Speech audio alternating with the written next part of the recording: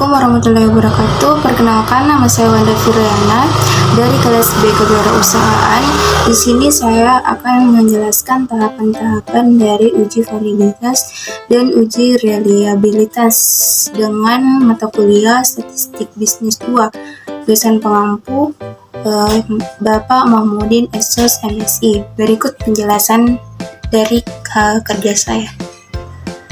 Di sini judul yang diambil yaitu pengaruh pendidikan ekonomi, kreativitas, dan motivasi berwirausaha terhadap minat berwirausaha dengan variabel X1-nya yaitu pendidikan ekonomi, variabel X2-nya itu kreativitas, X3 motivasi berwirausaha, dan minat berwirausaha adalah variabel Y-nya. Di sini saya akan mengambil variabel pendidikan ekonomi atau X1-nya untuk menguji validitas dan uji reliabilitasnya. Baik, di sini saya mengambil variabel pendidikan ekonomi sebagai X1-nya, di mana variabel pendidikan ekonomi sendiri itu memiliki 5 indikator pertanyaan, yaitu X11, X12, X13, X14, dan X15 dengan jumlah respondennya itu ada 112 responden. Lalu untuk menentukan validitas dan reliabilitasnya, kita beralih ke aplikasi SPSS. Setelah masuk di SPSS, kita beralih ke variable view. Kita tulis nama dari indikator pertanyaan tadi, yaitu X11, X12, X13, X14, kemudian X15, lalu total X. Kemudian kita ubah desimalnya menjadi 0. Lalu kita beri label. Untuk S11 kita beri label soal pertanyaan.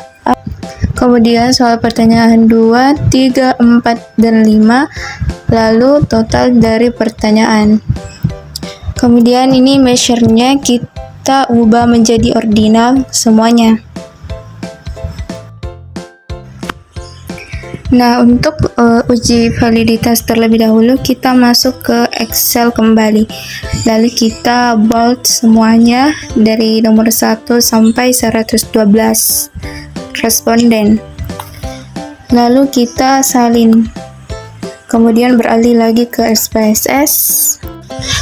Kemudian kita beralih ke data view, lalu kita salin yang kita copy tadi. Nah, untuk menentukan validitas, kita masuk ke analyze.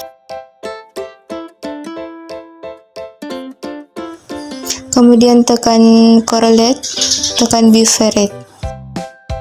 Nanti tampilannya akan seperti ini. Kemudian ini soal pertanyaan 1 sampai total pertanyaan kita pindahkan ke kanan.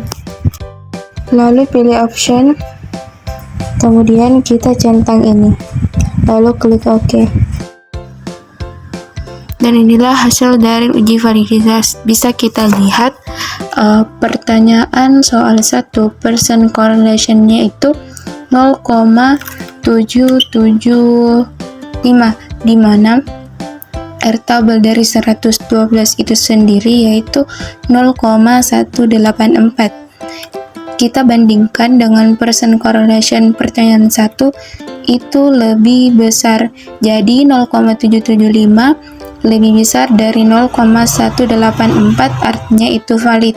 Kemudian soal pertanyaan 2, percent correlation-nya itu 0,773 yang menandakan bahwa itu juga valid. Pertanyaan 3 juga 0,731 lebih besar dari 0,184, berarti valid. Kemudian soal 4, 0,526 valid. Kemudian nomor 5, 0,503 valid. Kemudian untuk melihat signifikan dari soal pertanyaan 1, kita bisa lihat di sini yaitu 0,0000. Artinya itu valid karena ketentuannya itu harus lebih kecil dari 0,05.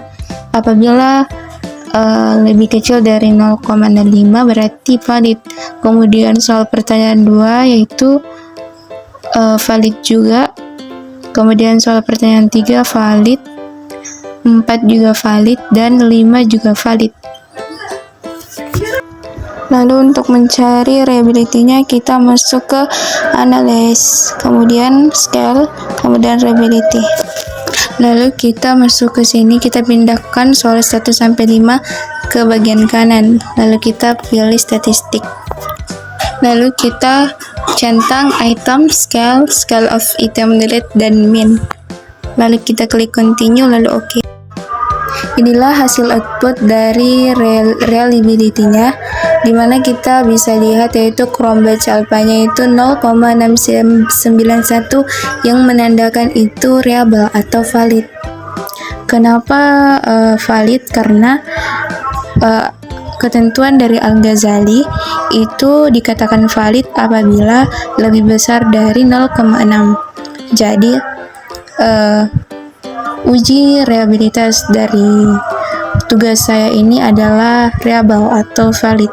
Mungkin hanya itu yang bisa saya sampaikan, kurang dan lebihnya mohon dimaafkan. Wabillahi taufiq wal hidayah. Assalamualaikum warahmatullahi wabarakatuh.